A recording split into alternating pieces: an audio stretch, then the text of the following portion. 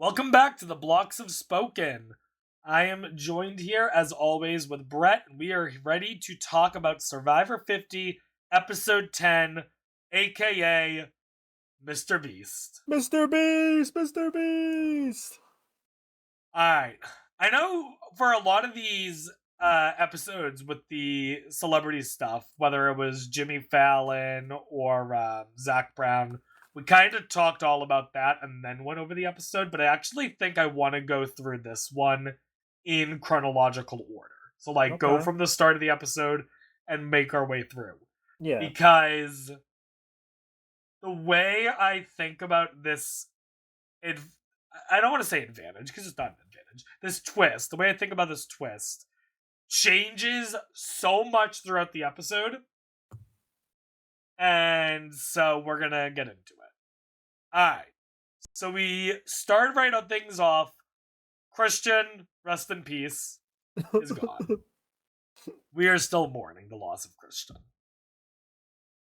At least But he got to go on Jimmy Fallon.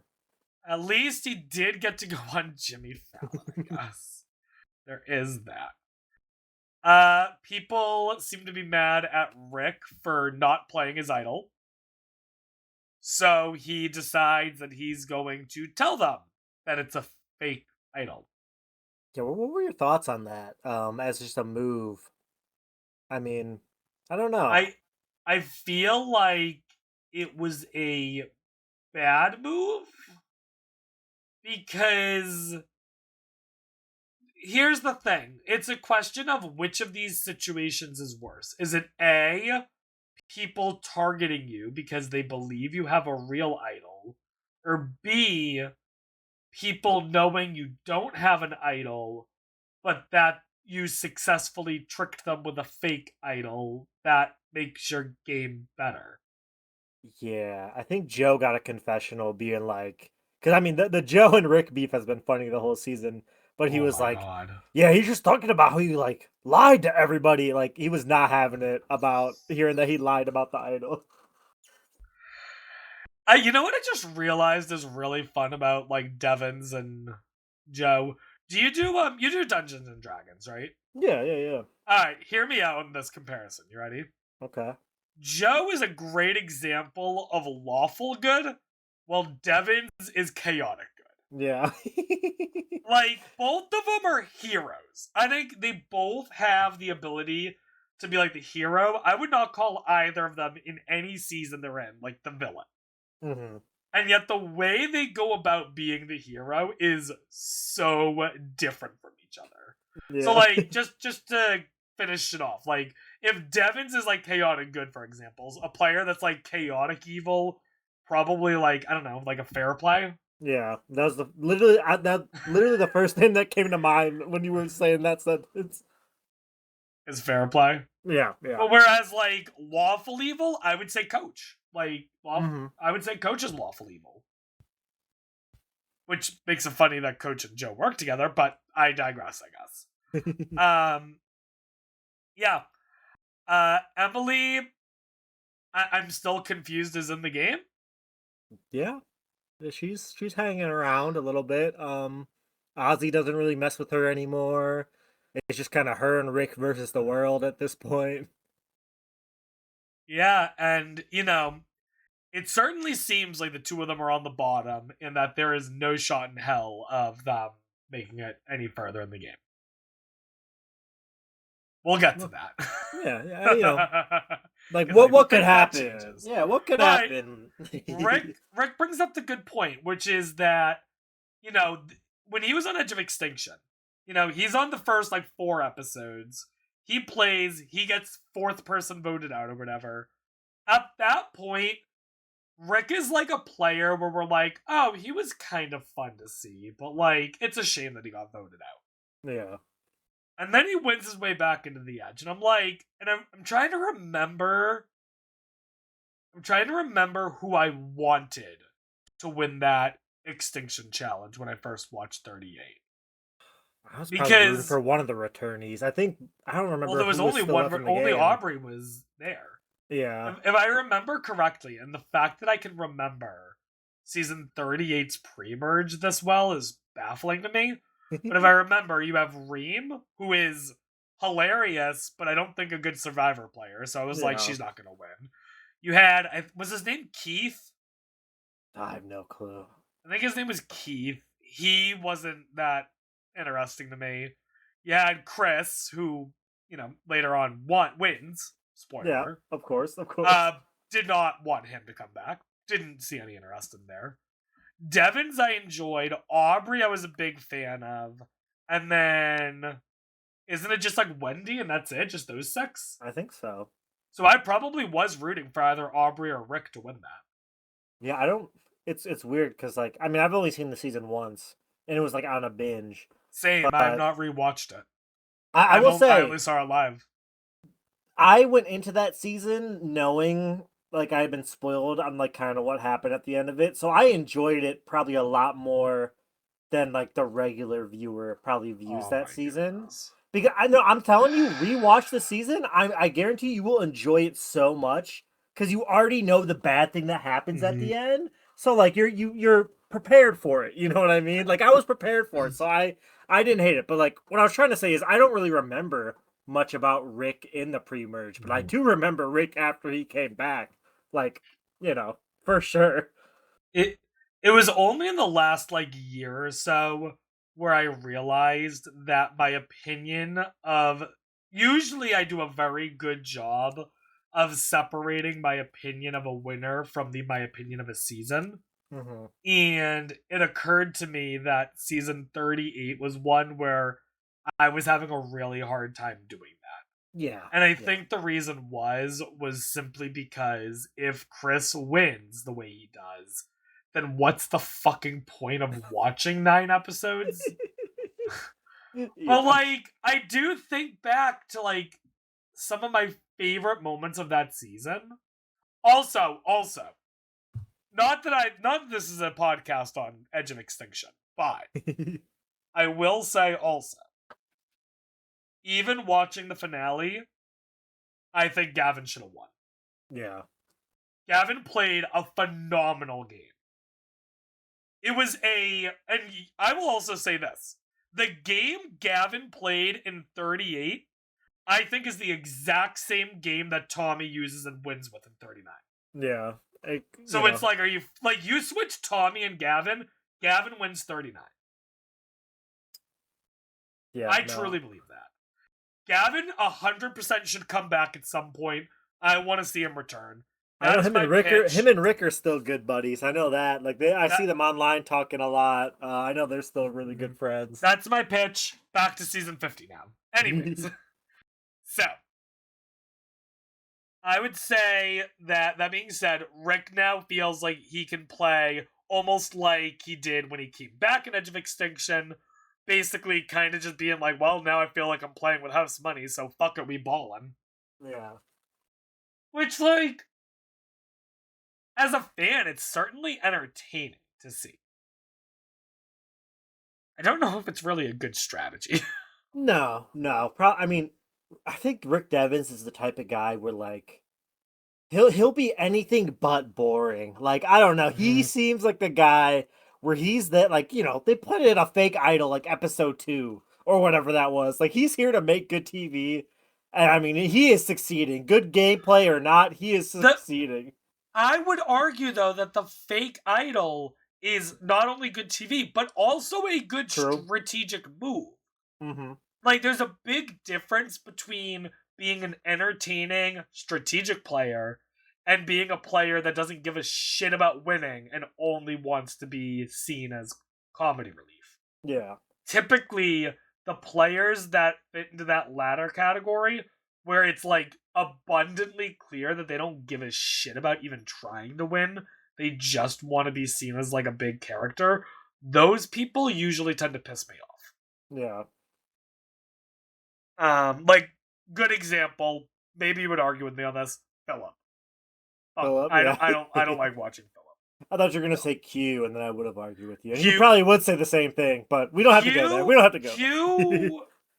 Q tries to be strategic. I Yeah. disagree with how he tries to be strategic because I don't think it works. Yeah. But he is trying, at least in his own mind. So I give him a Mhm. pass on that. Okay. Alright. So, anyways, we are now at the point where, once again, we are at a point where it's been abundantly clear. We have Emily and Aubrey, or not Emily and Aubrey, sorry. We have Emily and Rick as a pair. We have Aubrey and Tiffany as a pair.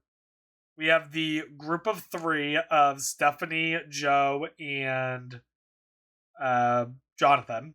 Mhm. And then you have the group of three of Ozzy, Suri, and Rizzo. Cerise, Wizard of Oz. Suri's Wizard of Oz, yeah. So that's where we're at. And then Aubrey starts to try to make moves. And then they start to not be making a lot of fruit. So it is what it is. Alright. Auction.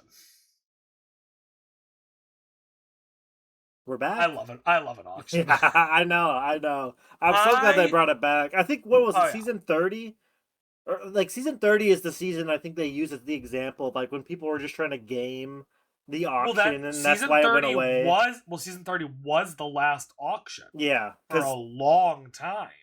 it was a good auction though. I remember Mike Holloway like picking his money back and that like trying to just get the advantage. Like I understand why they stopped the auction though at that point, because what they realized was that when everyone sees how the auction is played like that, then what new things can come of it, you know?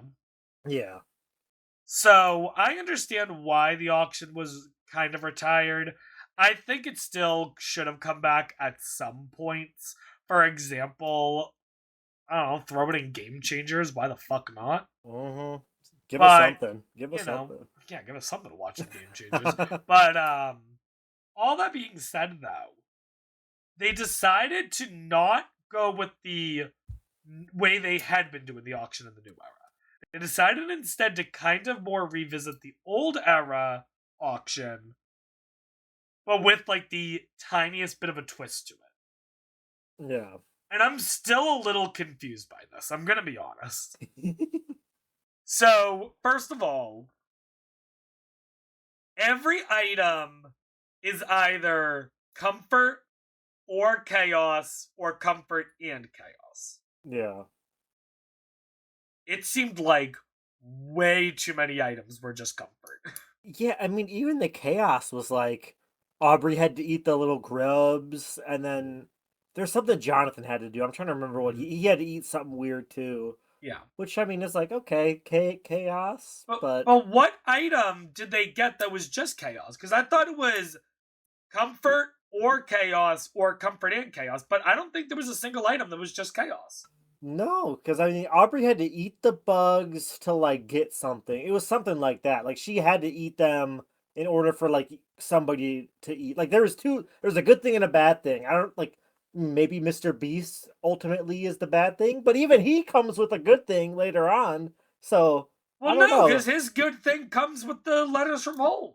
Exactly. So I don't know. There wasn't really much chaos on its own. I do agree with that. Yeah, I mean, it's felt to me like they came up with the idea of the Mr. Beast thing and then asked themselves, how do we introduce this into the game in a way that feels like it was fair?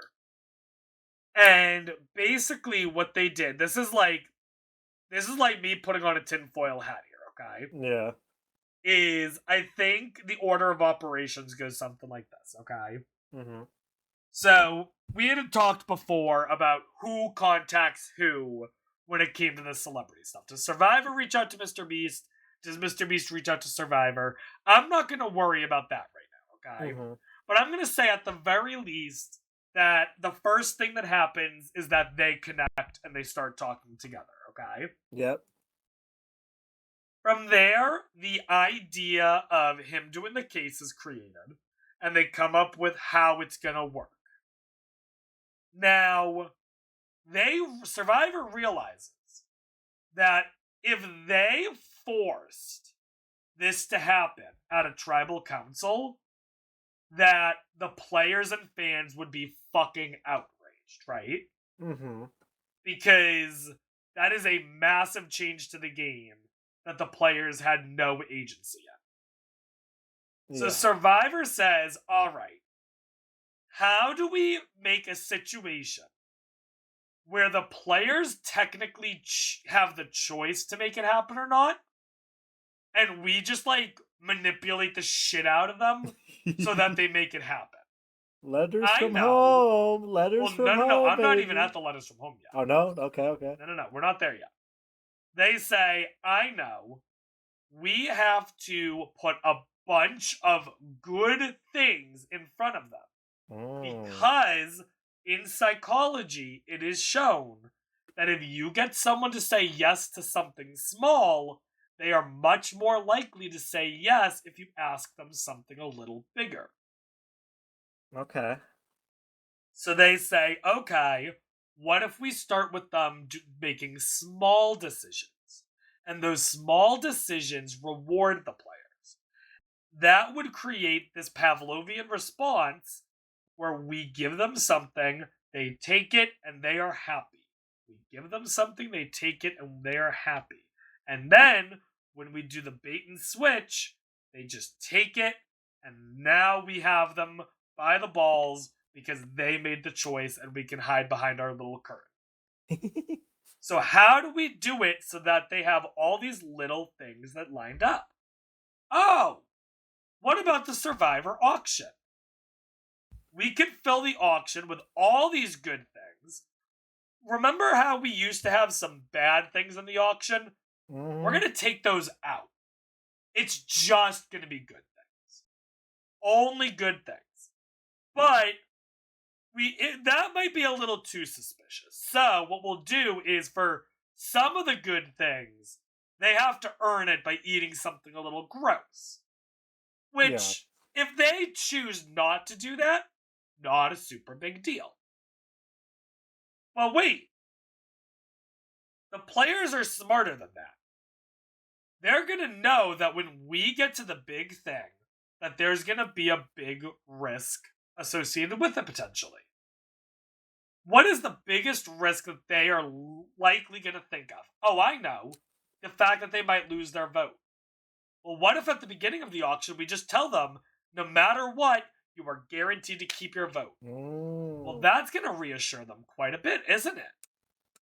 And you start to see how these little things start piecing together. Basically, what I'm trying to say is that this was rigged from the start. not in a way like for Devins to win it or anything. I'm not saying that. I do truly believe that it was a legitimate coin flip, and I do believe that Rick volunteered on his own. Yeah. Not theorizing that. What I'm theorizing is the means they went about to do this in an effort to justify themselves before people said something. And it gets to a bigger issue with the twist that I'll talk about when we get to it. Okay. Because in general, after thinking it over, I am not a fan of this at all. Yeah. I've got some thoughts too when we get there. For sure. But either way, let's talk about the auction for what it is. Lot of delicious food items up. Fries and onion rings for Devins, a milkshake for Emily, Jonathan gets a snack tray, Aubrey gets some cookies with Rizzo. Aubrey's like, oh, Rizzo's not going to eat these grubs, so I guess I'll eat them. Good for Aubrey, I guess. I've always said, even when I was younger, by the way, if I ever get on Survivor and I have to do a gross food eating thing, I got it in the bag. Oh, yeah. Like I feel the same way. I love trying new things. Like, if I had to eat one, I'll be fine. If I had to eat 5 of something, then there might be an issue. Because after the first one, I'd realize how gross it is and be like, oh, fuck, I don't want to do the other 4. Yeah. Anyways, Jonathan buys a Comfort Chaos item, shares it with Ozzy. Ozzy gets fried chicken and mashed potatoes if Jonathan can eat a slug. Gotta feel bad for Jonathan here, right? Yeah. Unfortunate. Alright. all of a sudden we just get like a slideshow of good items. Macaroni, chocolate cake, peanut butter jelly. Probably more than we even don't get to see. We got no margarita, at least shown. Like no alcohol. I was like, dang, I was waiting for it, but a lot of good items though. I think I mean, we were only shown like the two bad items, I guess, right? That's it. And that's why it goes into my theory, because they don't want them to think that there's a lot of chaos. Mm-hmm. So, we get to the big item. One final item up for grabs. It is the biggest reward, but also potentially with the biggest risk. And all it will cost is $20 from everyone. And here is where, again, they've thrown out their lore, they're fishing around, and they get the bites. I don't remember who it was, but someone literally says, come on, guys, it's just $20. What have we got to lose? Mm-hmm. Well. well. We'll get to that.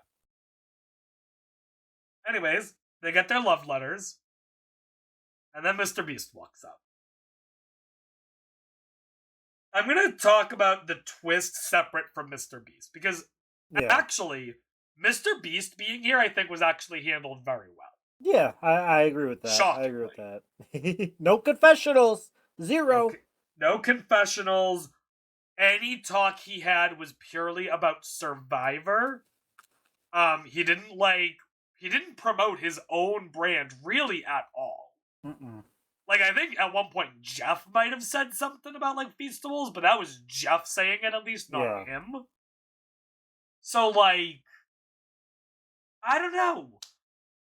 I'm not a big fan of Mr. Beast, but, like, it was certainly handled much better than Zach Brown. No, like, for sure. Like, the only problem I had with Mr. Beast wasn't even him. It was, like, Jeff being like, oh, thank you for coming to our little old show. Like, he was glazing Mr. Beast. You are right. He was crazy. Mr. Beast. Like, so crazy. Like, it wasn't Mr. Beast that was the problem. It was Jeff that was just like, oh, thank you so much. Like, I don't know. Jeff was hyping Mr. Beast up and glazing him like no tomorrow. That makes me think that Survivor reached out to Mr. Beast. That makes me think that maybe they had a couple other celebrities reach out to them. They had the idea. They sent out a thing to Mr. Beast, not expecting him to reply, but then he did. They were like, oh shit, let's go. Mm-hmm. But, you know, more theorizing, hard to say. Especially because, at least with Mr. Beast, Survivor was also on Beast Games in some capacity. So, like, they had some sort of a mutual agreement there. Yeah. Which makes me think that, at least in this case, money did not get exchanged hands. Mm-hmm. Like, my guess is that it was just an agreement. We will do each other's thing, and we both benefit. Yeah. Fair enough. Anyways, Mr. Beast shows up. He has a briefcase. And basically, he just says that this will be revealed at Tribal, and then he leaves. The Mr. Beast Beware Advantage. Or Super Beware, I think. I think there was a super in there. Super Beware Advantage. Which, you know, honestly, for the name is kind of dumb, but I also kind of like it. Yeah. At least we don't have to hear it after this episode, probably. Like, Billie Eilish Boomerang Idol got annoying so quick. Like, I'm glad this is kind of a one and done thing.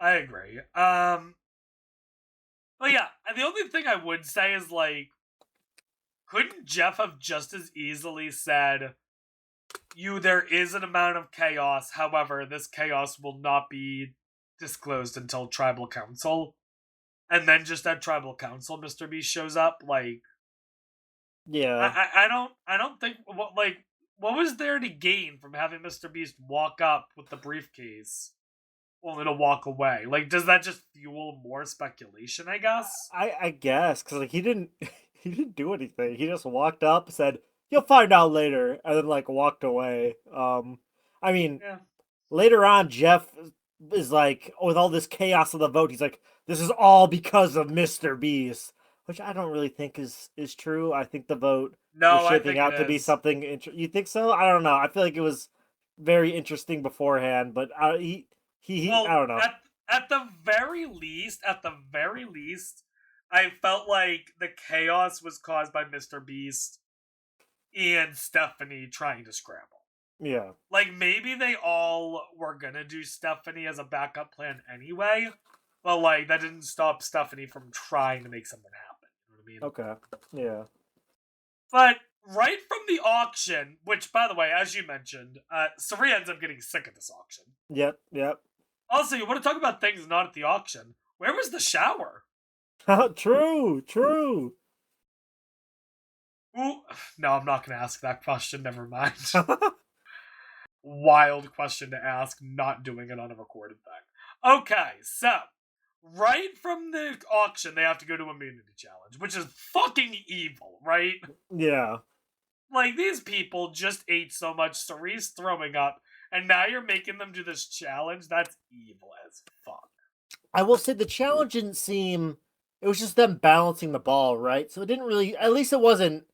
It seemed like a tame one. Like, there could have been a lot worse things that could have happened. Like, challenge wise, like right after the auction, for sure. Oh yeah, they could have had a challenge where they had to run. Mm-hmm. No, you're definitely right. Like, as far as challenges go that you could reasonably do after an auction, that was probably one of the better options. You know what I think would have been a better one to do, though? What? This is, alright, one of my favorite challenges. They haven't done it in a while. I want to see them bring it back. Is the challenge where they have to answer questions about each other. Ooh, yeah. I'm blanking on the name of it, but and then they have to do like the coconut shop, because I think that's fun, especially with the returning player season. I could see that being fun. But anyways, no issues with the challenge really. It ends up being Tiffany, Joe, and Ozzy at the end. Tiffany wins her second immunity necklace of the season, which is quite interesting because back on her first season, I don't think she won a single one. No, and then she made a really big deal about, like, because this is day 19, I guess, and she's like, "This is the day I went home before," and like, props. I mean, I'm glad she surpassed her original, I guess, placement. I really didn't see it coming after we saw absolutely nothing from her, for the first like 5 or 6 episodes, but I'm glad she's doing good. I like Tiffany. Yeah, it's. I'm trying to figure out what they were doing with her edit. Like, is she being set up to be like a 0 vote finalist? Like, yeah, I don't know. I don't know either. It's baffling to me. But like, ever since the merge, we've been seeing more and more Tiffany. So I don't know. Maybe they were trying to do like a quiet Tiffany winner edit. I don't know. I think it'd be wild if Tiffany won. But I mean, against the right people, I think it could happen. But you would need such a specific situation to happen, basically. Like something like Tiffany, Joe, Jonathan, maybe. Yeah. Because then, like, you have the honor loyalty group maybe spread their votes between Joe and Jonathan, and then Tiffany picks up enough of the stragglers that she just ekes out a win, but like, I don't know. Regardless, we end up Tiffany winning. We go back to camp. We get a little bit of them reading their letters, which, it's fun. It's nice. I get it. Let me ask you this.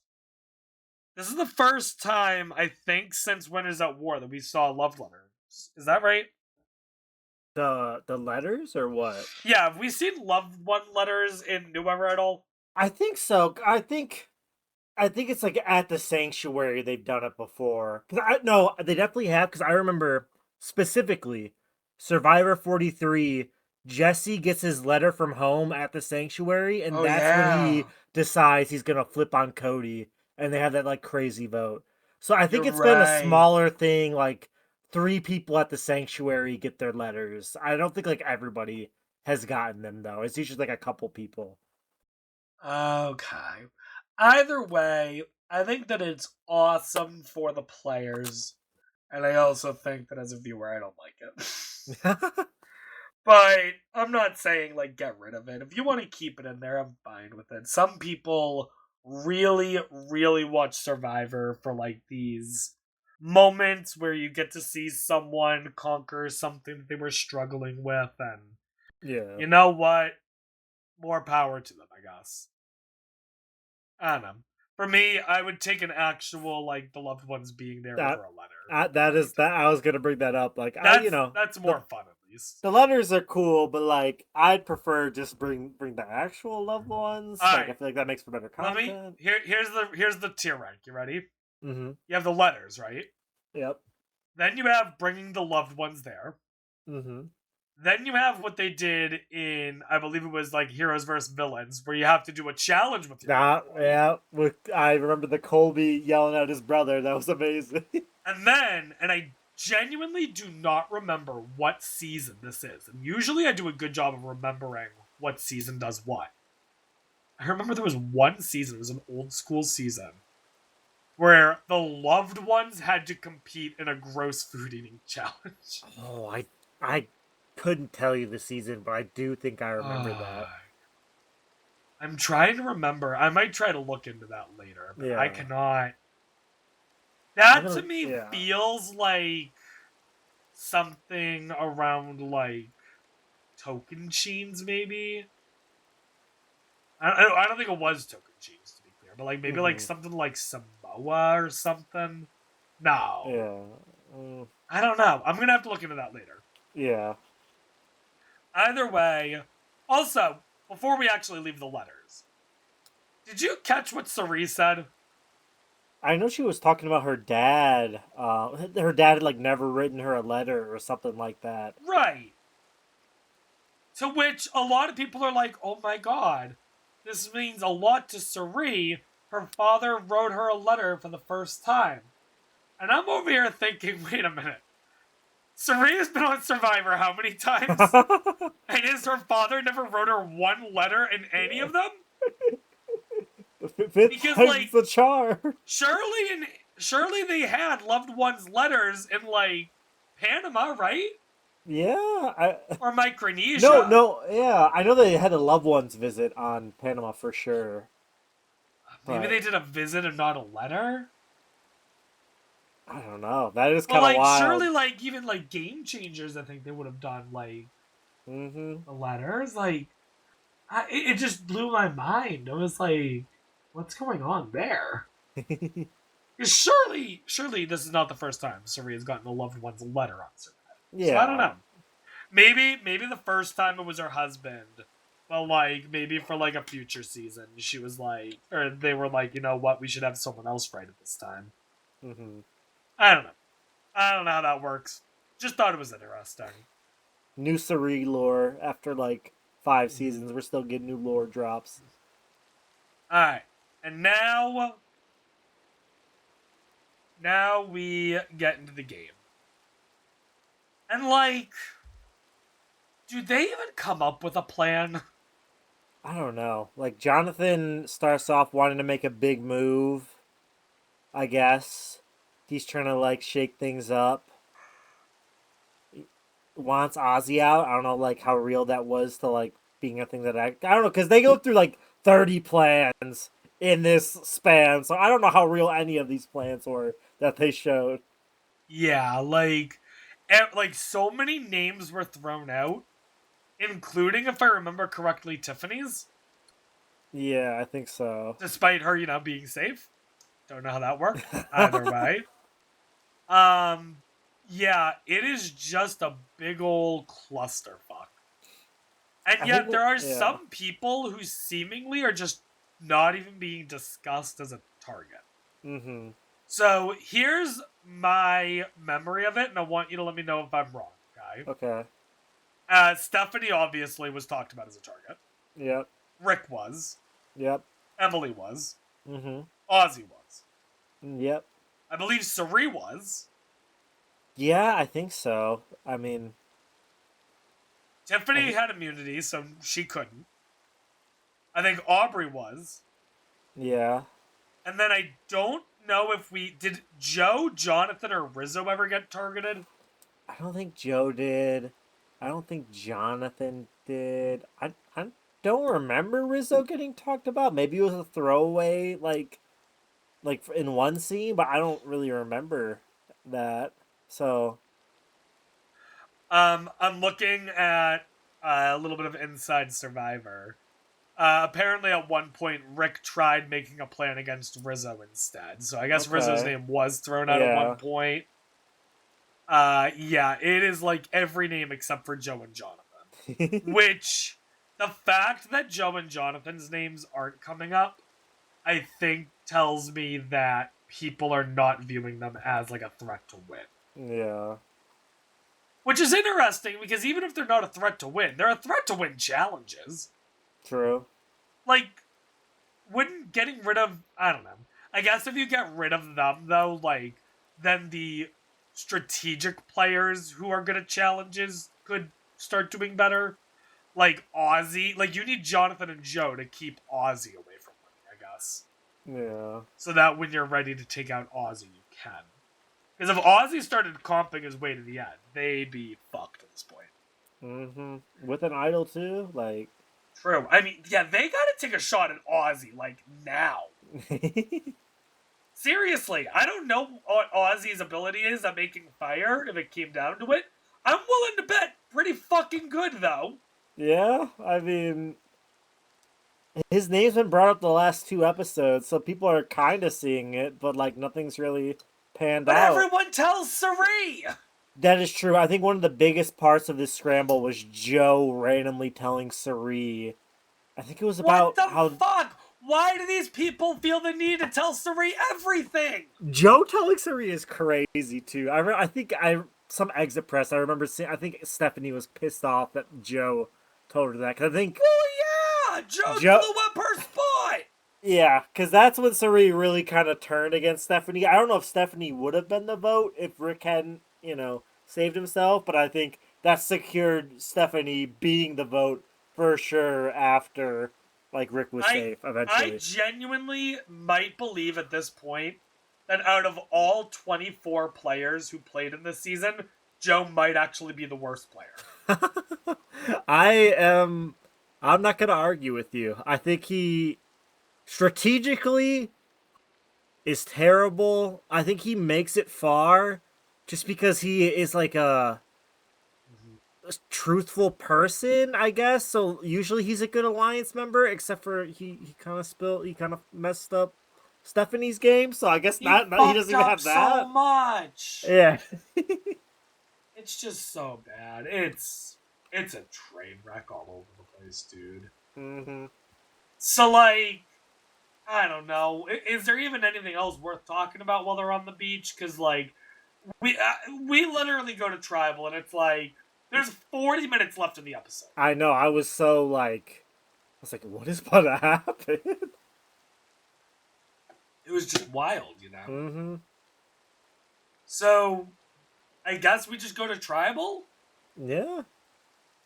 I mean, I don't know. So I don't think it's. I don't know. Usually, I don't really pay too much attention to what they say at tribal anymore because usually it's not that memorable or illuminating. I think, Yeah. Whole lot of nothing most of the time. which is a shame because I feel like that's more of a newer thing. I I can't put my finger on it, but I feel like tribal. The questions at tribal were better in older seasons.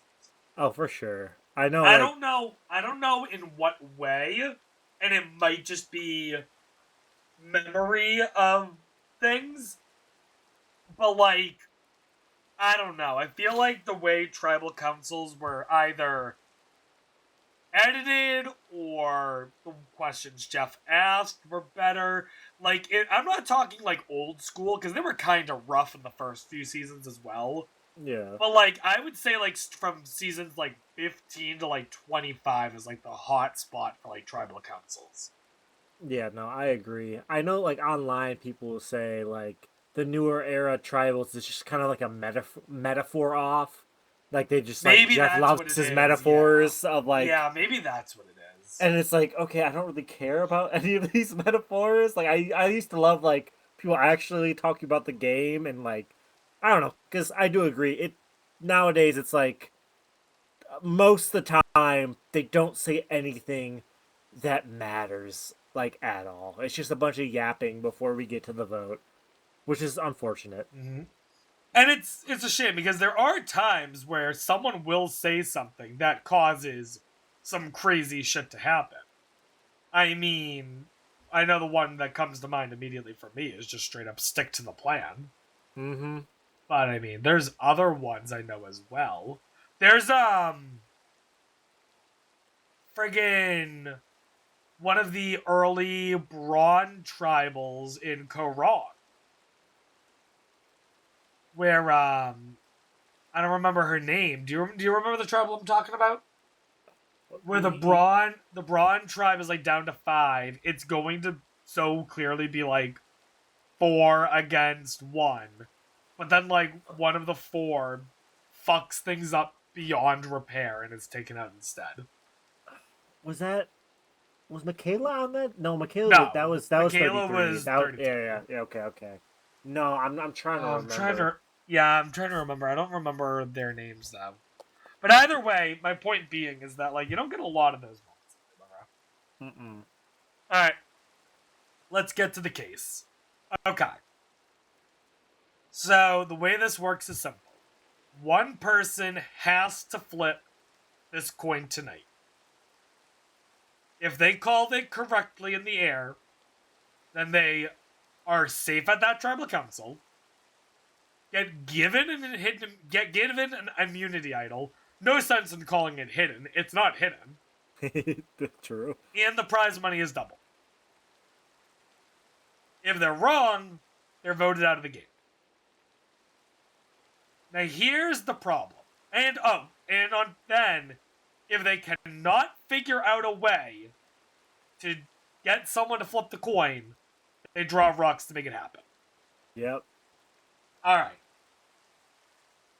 The night this happened, I looked on social media, and everyone was so happy about it. Mm-hmm. And I saw a lot of people who were thrilled with how it happened. Can we go down the alternate universe route for a minute? Okay. Rick doesn't volunteer. No one volunteers. Because, admittedly, this is a fucking insane thing to do. Yep. So they go to rocks. Sari. And Sari draws down rock. That's and then goes out because of a coin flip. Mm-hmm. Not only is there outrage, I think that kills the show. Yeah, that would have been terrible. Sari especially, I think Survivor dodged a tactical nuke. Oh yeah. They lucked out so hard that, and I'm not saying they lucked out that like the person called the shot correctly, but I'm saying that they lucked out that very quickly Rick was just like, fuck it, I'll do it. Yeah. Which, we'll talk about that decision also. But like, I just can't believe that Survivor, and I will say, they did their best to make the risk worthwhile. Mm-hmm. You have an idol that you are guaranteed to have. You have safety at this tribal, so you don't even have to play this idol immediately. So, that gets you guaranteed safety up to 8 if you wanted to. Which, by default, means that you have a better shot at winning the game. Yeah. And now, it's 2 million. And on top of that, maybe, just maybe, you can use the fact that you did the coin flip as, like, a gesture of goodwill to players. Mm-hmm. Be like, I am willing to take this risk so that even if I don't win, if you win, you get an extra $1 million. So in a way, I'm making this coin flip so that you might get a free extra $1 million. Now, would players actually go for that? I doubt it. But you can make an argument at least. But like, would you? All right, if you're in Rick's position, do you flip the coin? I think so. Just because Rick, from what we have seen, is pretty cooked. just like from the edit wise, like I can see why. Like I don't know. I haven't delved too far into Exit Press to know like for sure if Rick was going to be the vote here, but like if you feel like you're on the bottom and like you can get safe fish tribal, I feel like it's just a better shot in the dark at that point. Like, well, it's funny you say that. I think Rick did know that he was the target. Yeah. Because he said something interesting when he stood up for the coin. He said 1 in 2 odds is definitely better than 1 in 6. That makes me think that he was going into tribal council planning on using his shot in the dark. Oh, yeah. So, if that's the case, then yeah, it does make sense for Rick to flip it. Oh, for sure. Because like he said, quite literally, if option A is a 50% chance of staying in the game and option B is a 1 in 6, then option A is better, right? And option A has an idol too, you know, like. But here's the problem with that. Okay. That's not actually how the math works. Let's think about this again. You ready? Mm-hmm. Option A. There's a 50% chance he is safe, right? Yep. Option B. Someone else flips the coin and there's still a 50% chance he's safe. I guess that is true, yeah. And then on top of that, even if he loses that 50%, he gets an additional 1 in 6 chance. Mm-hmm. So now you go from a 50% chance if you flip the coin of being safe to a, I don't even know, like a 4, not a 4 in 6. What would the odds be? Hang on, I know probability. 1 in 6 times 1 in 2.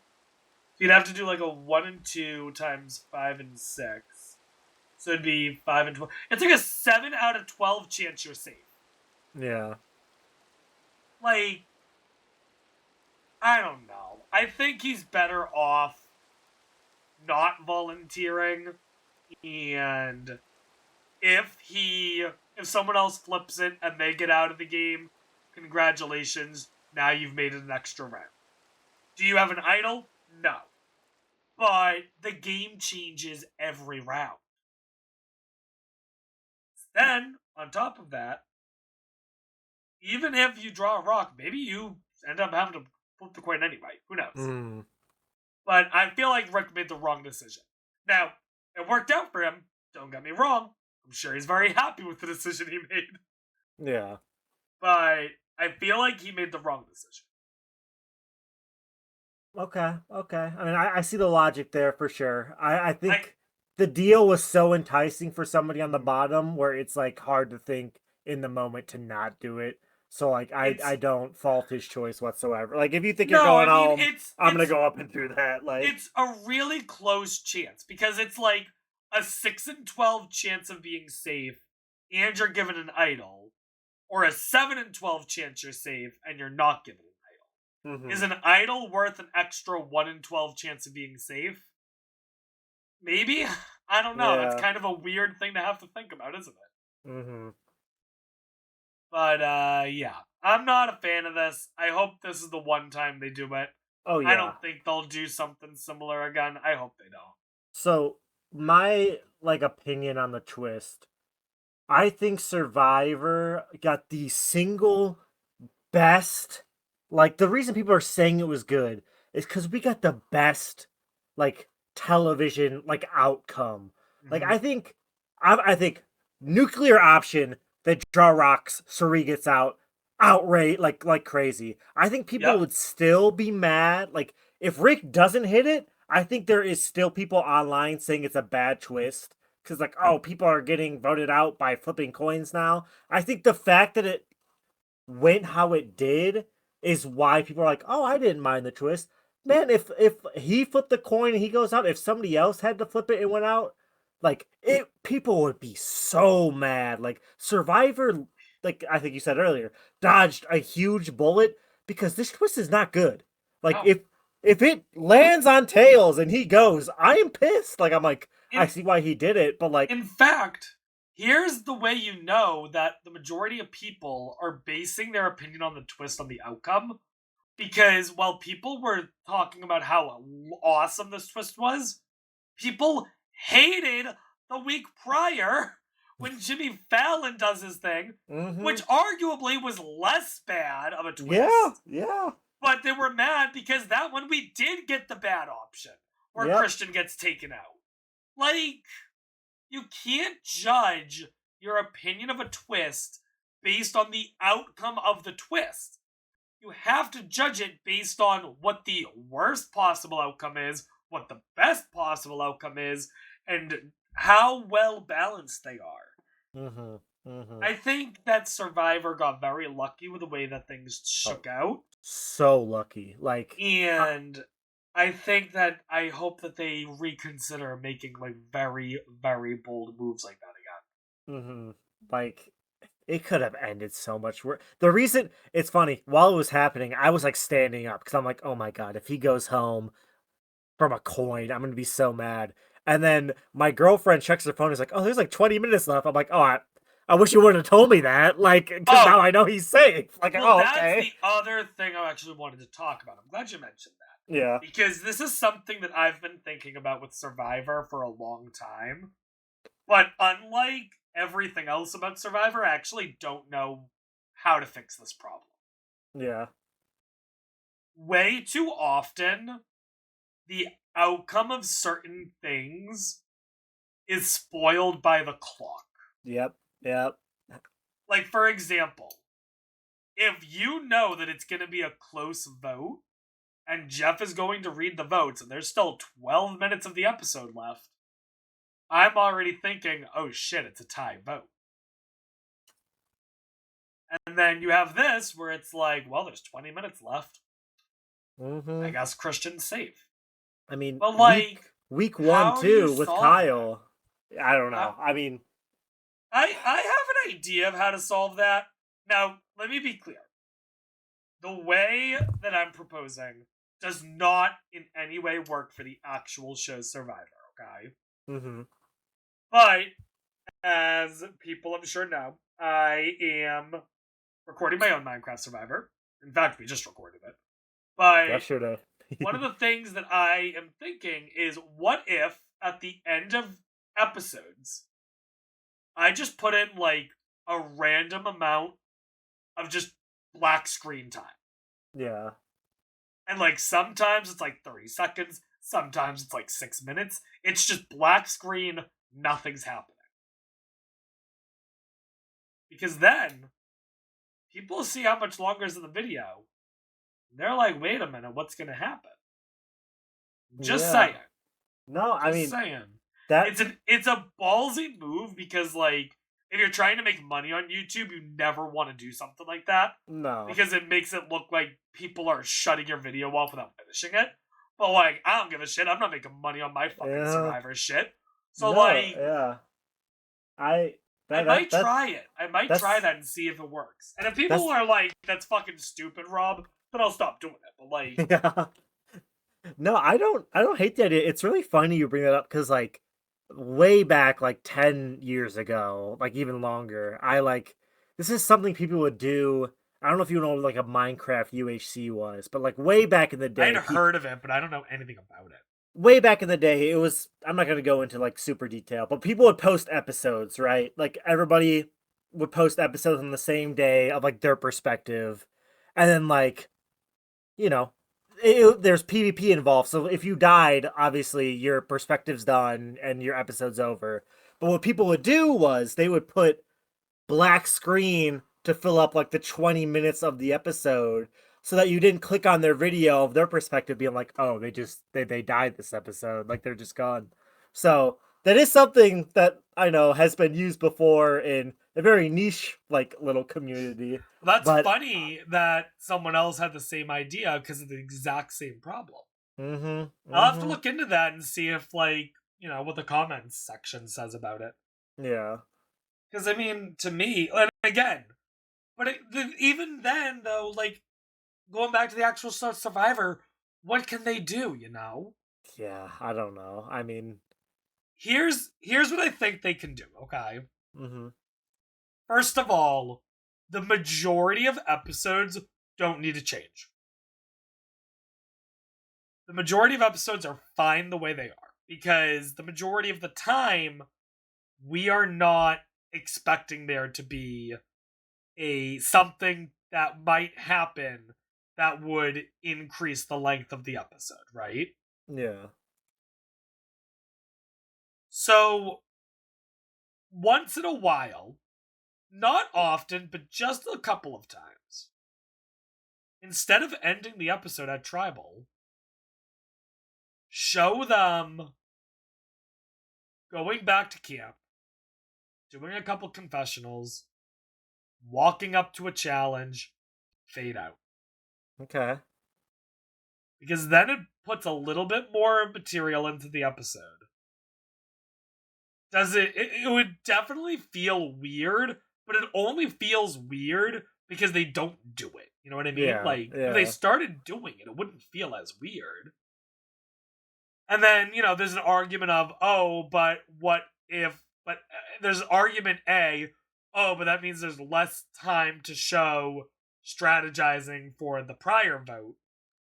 And I'm like, yeah, but there's also now more time for the next vote. So, like, I don't know, cut back on showing shit from reward or something. I don't know. Yeah. There are ways you can make it work. I don't know if that's a great solution. It's hard to say, I don't Yeah. have a great solution there. I think the best solution as things are now is to try not to look at the clock because it will mess you. Like I usually I watched it on my TV the last episode, so I wouldn't have gotten spoiled without my girlfriend looking at her phone. But usually I'd watch it on my computer, and in the bottom right of my computer I see the time, so that is a little just like unfortunate, But I've said before, I tend to watch Survivor with my mother. Right above our TV is this friggin' cuckoo clock. So, like, I know when 9:30 is. I'll tell you that. Yeah. But yeah. I'm actually reading Inside Survivor. They are not happy about Mr. Beast, interestingly. Yeah. I'm just gonna read out a quote here. Okay. This is at Tribal. Unfortunately, Mr. Beast showed up and ate up a fourth of the runtime over a coin flip, and I cannot tell you how much I do not care to see Jeff and the cast bow down to him like he's royalty. The twist wasn't that terrible, and it paid off really well, all things considered, but it's another case of tone-deaf celebrity endorsements and annoying overproduction overshadowing an otherwise compelling season that had a solid cast there to deliver. I mean, here's the thing. I do agree with them.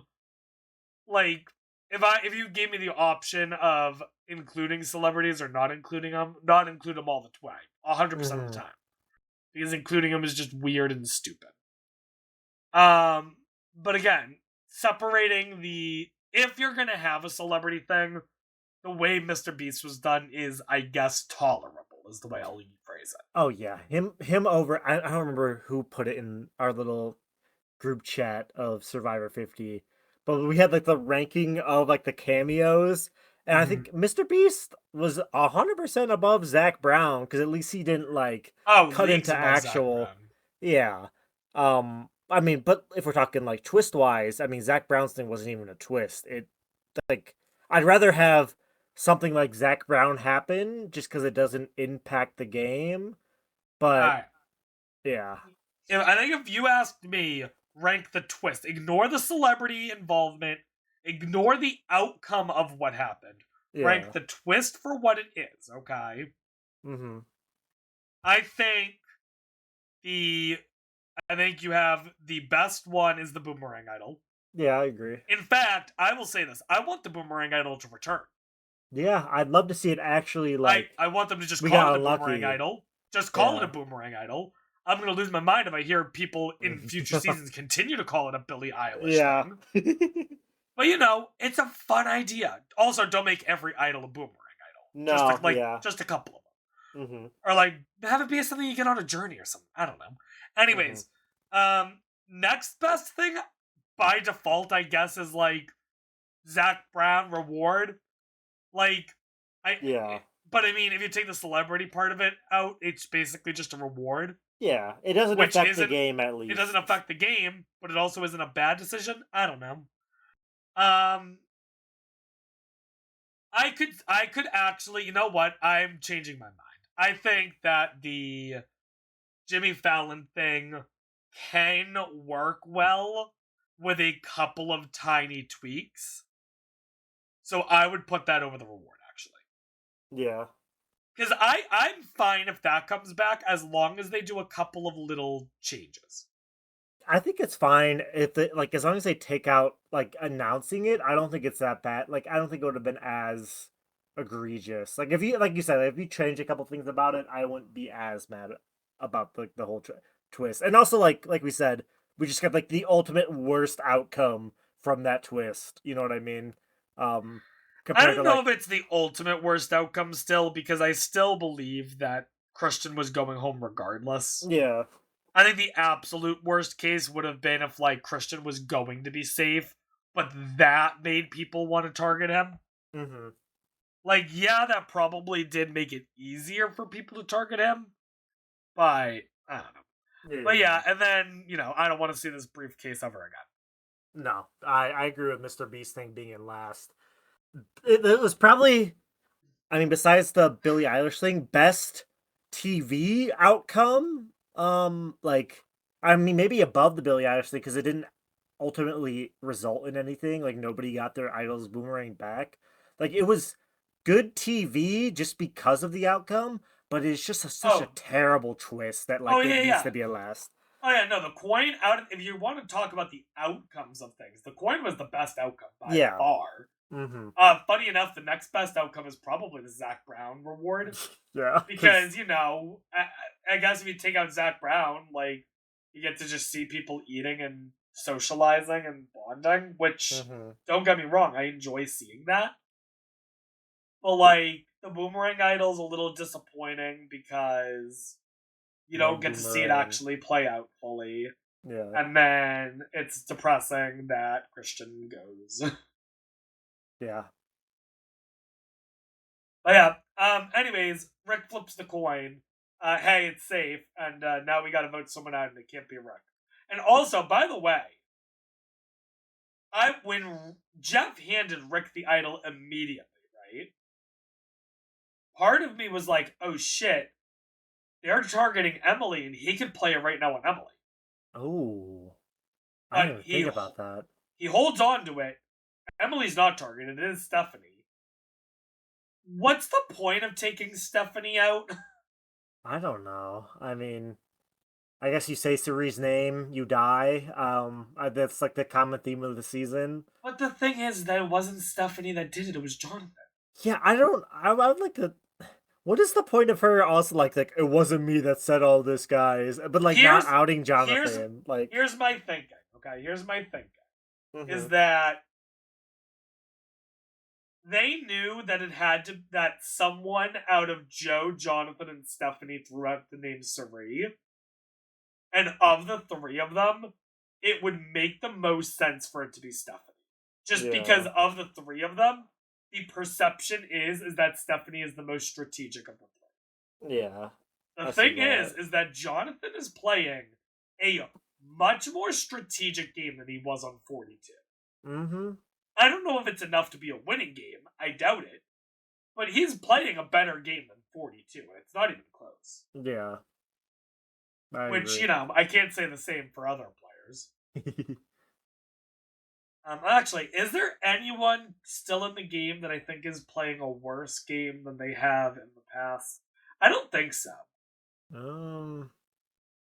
No, I mean, Rizzo, I guess, is kind of like the same. I guess we'll see how far he goes. Actually, Rizzo might have had a better game on 49 than here. Yeah. But, I mean, he's playing a good game here, too, though, so it's hard to... And I will say that it's also, like, unless she wins, I don't know how Cirie plays a better game than Micronesia, just because of how perfect that was. Yeah. But, like, that's more just says how good her Micronesia game was, not how bad she's playing here, you know what I mean? Yeah, I think Rizzo might be the only one, actually. Oh, no, Joe. Joe played a better game on 48, I think. Yeah. Joe is the other one. My bad. But no, even Stephanie, I think this was Stephanie's best game. Yeah, I mean, I don't know. I mean, I guess TV showing Palau Maybe is probably Palau. still her Yeah, best, but maybe Palau, but I don't know. I haven't rewatched Palau in a while. And, she must have done something right to be the last one standing on her tribe. yeah. I mean, clearly she was not voted out, which that in itself is very impressive. And then she gets to the other tribe and she's not even taken out immediately. It's not until like final 8 or so she's taken out. Yeah.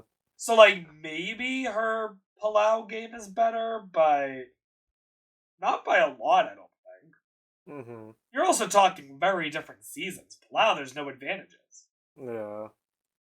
I will say, for someone who the first time they played the game, there was no advantages in the game.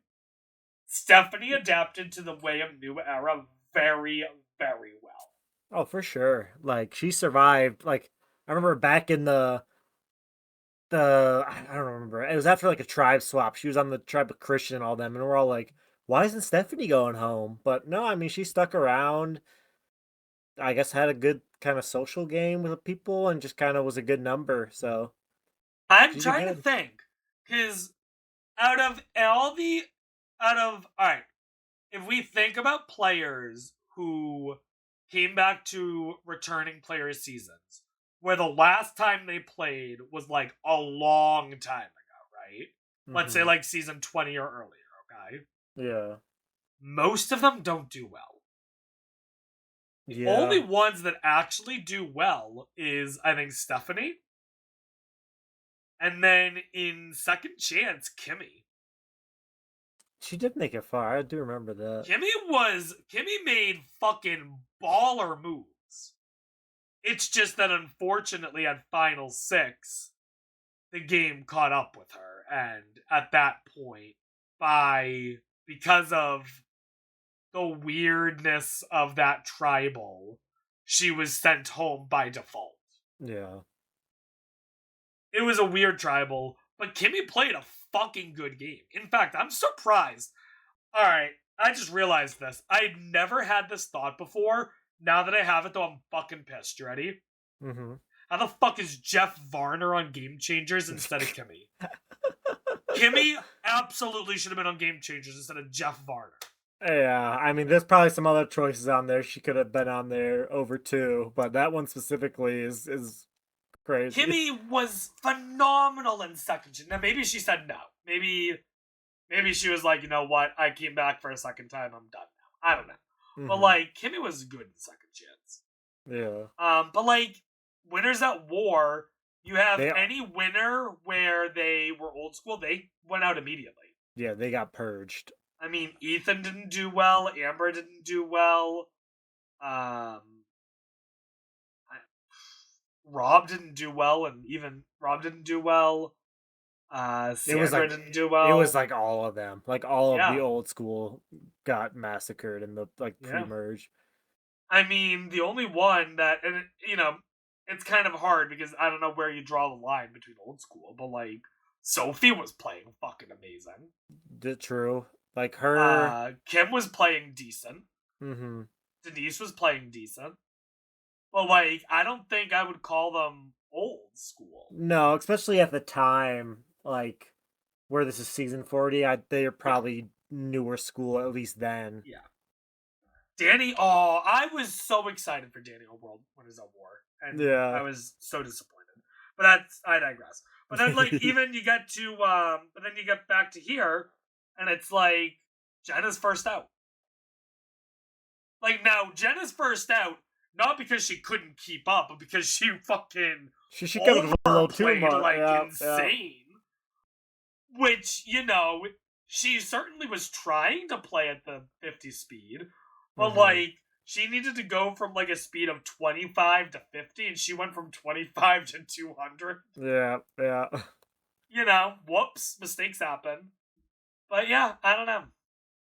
So I am hopeful that we may actually get to see Stephanie one last time. Ooh, I okay. doubt it. I Yeah. doubt it. But I also never would have thought we'd see Stephanie on this. Mm-hmm. So I think that about does it for this episode. Yeah. We spent a while talking about it. I think we had things we wanted to say.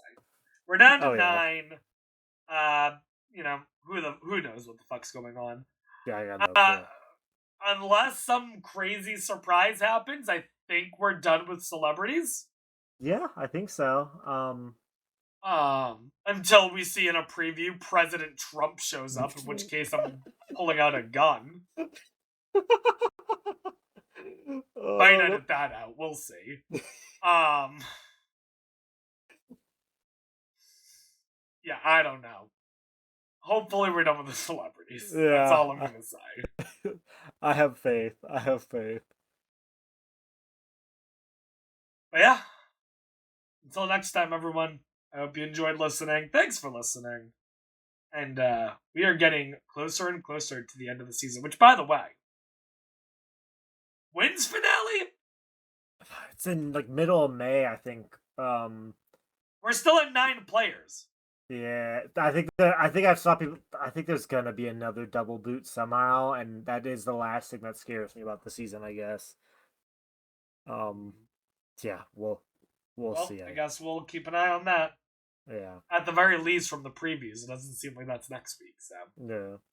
I hope it's not an 8, because if they go from 8 to 6, that's gonna suck. Because I love watching Final 7 votes. Mm-hmm. Maybe what they... I don't know. I'm not even going to speculate. I could speculate for an hour. I don't want to. But we'll see. I am hopeful. Overall, like, if you ask me right now, rate this season on a scale of 1 to 10, I think I'm at a solid, like, 9 or an 8.5. Yeah. Like, I know we come here, we talk mad shit about some of the decision-making they do, and it certainly sounds like I'm not enjoying the season. I am so enjoying the season. Yeah, I agree. I probably got it like an 8.5 around there right now. So yeah, like it's incredible. So, but yeah, hopefully the season continues and will continue to be as amazing as it was. So, thanks everyone for listening again, and until next time, goodbye. Bye.